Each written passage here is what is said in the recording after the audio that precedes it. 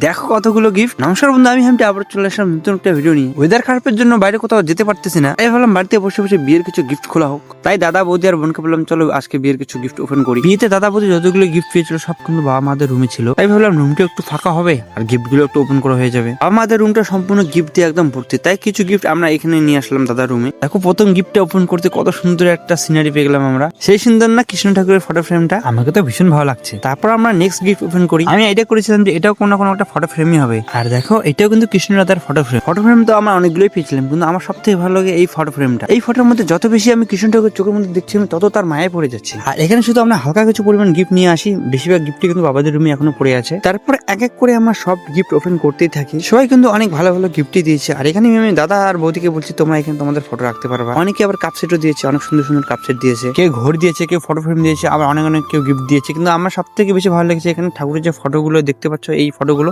আমার সব থেকে ভালো লেগেছে। এই ফটোগুলো অনেকক্ষণ থেকে গিফট গুলো আমি আর বোনই খুলছিলাম। তারপর বললাম বৌদি তুমি কিছু একটা গিফট খুলো। আর ঠাকুরের ফটোগুলো কিন্তু আমার না, বৌদিরও অনেক পছন্দ হয়েছে, দাদারও অনেক পছন্দ হচ্ছে, বোনেরও অনেক পছন্দ হয়েছে। জানি না কে এই গিফট গুলো দিয়েছে, তাদেরকে এত সুন্দর গিফট দেওয়ার জন্য থ্যাংক ইউ। জানি না বাকি গিফট গুলো কোথায় কখন কি হয়ে যায়, কিন্তু তোমাদের এই ঠাকুরের দেওয়া ফটোগুলো আমরা সত্যি আমরা খুব যত্ন করে রাখবো।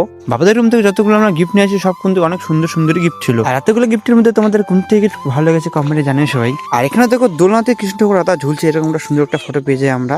এটা নাকি বৌদি নাকি তাদের রুমে লাগাবে নাকি। দোলনার মধ্যে ঝুলছে কৃষ্ণ রাধা, সে সুন্দর লাগছে না? আর এদিকে দেখো গিফট গুলোকে খুলে খুলে ঘরের অবস্থা একদম আমরা শেষ করে ফেলেছি। আর দেখো আমি একটা পাবজি আর ফ্রি ফায়ারের প্যান পেয়ে গেছি। বোনকে বলছে বোন তোকে এটা দিয়ে আমি হেডশট দেবো। এতক্ষণ থেকে আমার ভিডিও দেখার জন্য সবাইকে অসংখ্য ধন্যবাদ। আর এতগুলো ফটোর মধ্যে তোমার কোনটা ফটো ভালো লাগছে কমেন্টে জানিয়ে সবাই। লাইন ভাবে সাজালে কত সুন্দর লাগে না ঠাকুরের ফটোগুলো। আজকের মতো এখানে টাটা গাইস, দেখা যাচ্ছে নেক্সট ব্লগে। সুস্থ থাকবেন, ভালো থাকবেন। আর এখানে কিন্তু কৃষ্ণের চোখে তাকাবে না, নাহলে কিন্তু মায়া পড়ে যাবে আমার মতো।